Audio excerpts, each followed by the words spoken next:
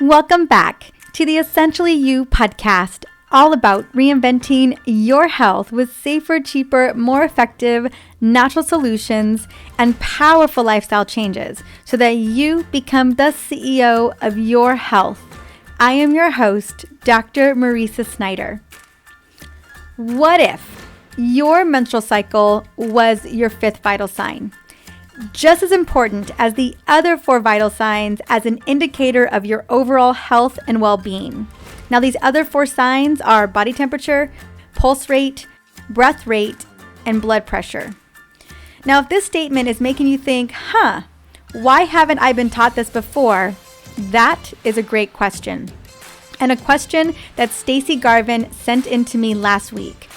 After being offered the pill for the 8th time for her regular menstrual cycle, she wanted to know why her doctors didn't understand that her cycle was trying to tell her something. Here is Stacy's question.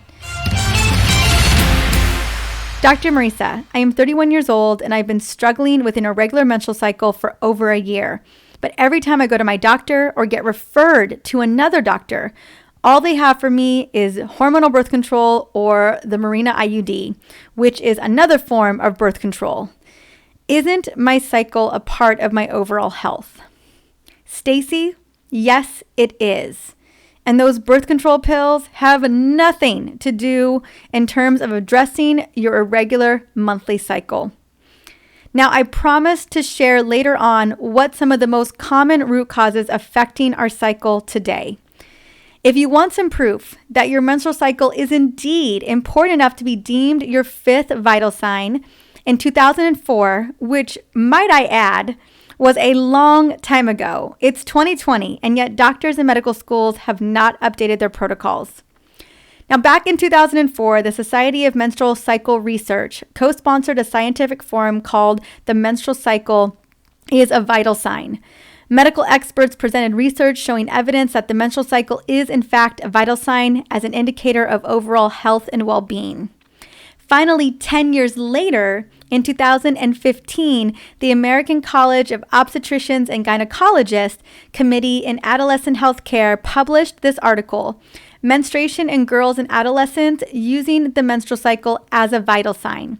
This study included an extensive evaluation of the menstrual cycle in adolescent girls as an additional vital sign and found that just as abnormal blood pressure, heart rate, and respiratory rate may be key to diagnosing potential serious health conditions, identification of abnormal menstrual patterns in adolescents and women may improve early identification of potential health concerns for adulthood. Now, this committee asserted that the fifth vital sign is quite critical, that the menstrual cycle does not function within normal parameters. General health is at risk because multiple body systems are impacted by menstrual dysfunction. Committee clinicians in 2015 emphasized the critical role of menstrual patterns in reflecting overall health status, and research recommends including this information with other vital signs within the review of systems and history of present illness.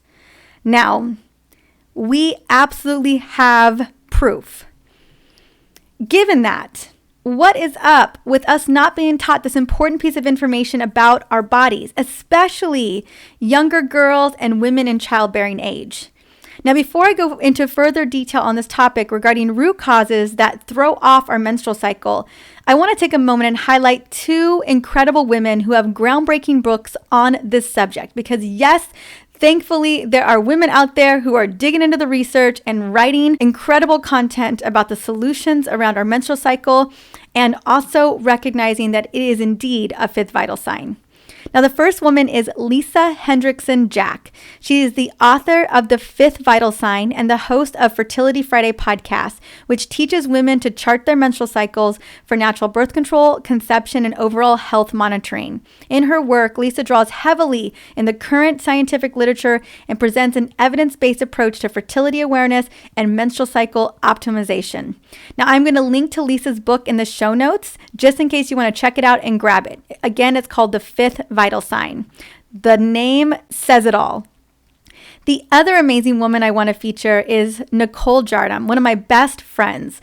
She recently released a book called Fix Your Period. And if you listen to the podcast, you heard that episode not too long ago. The title literally also says it all. This whole book is completely dedicated to fixing our periods.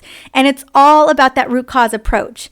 Her incredible work has impacted the lives of thousands of women around the world in effectively addressing issues like PMS, PCOS, and infertility.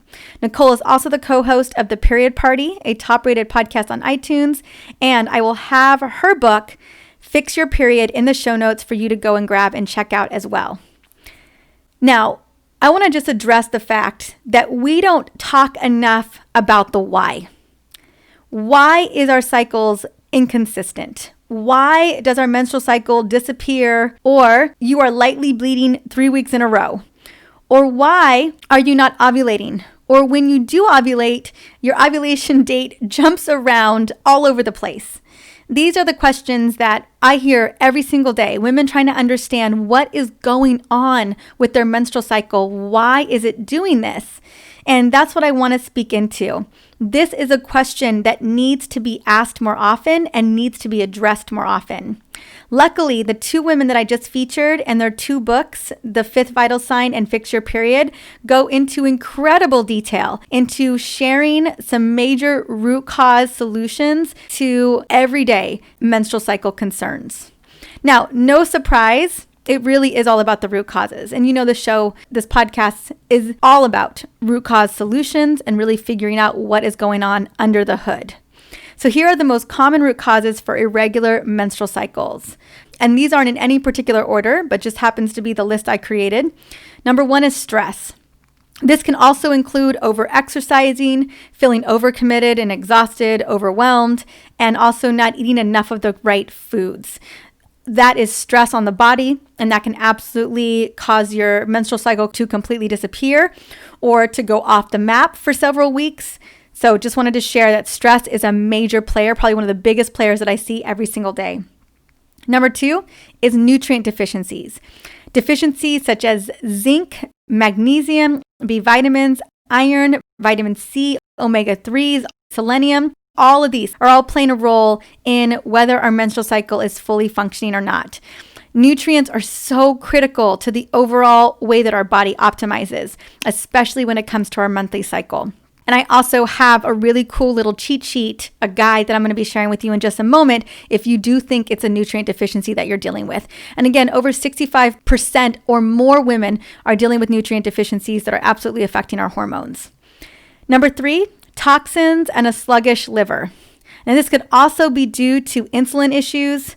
No surprise, sugar plays a huge role in our menstrual cycle, hence when women are struggling with PCOS.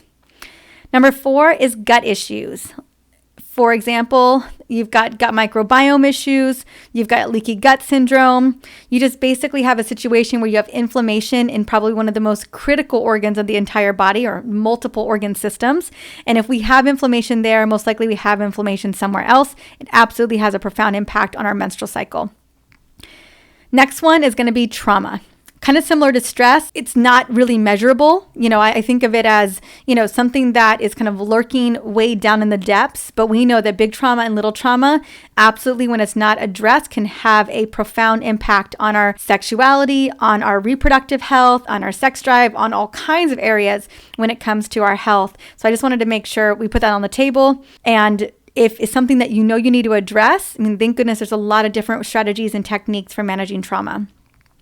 Next is hormonal birth control because, hormonal birth control, especially if you've been on it for a long time, can have profound implications on your menstrual cycle once you come off birth control.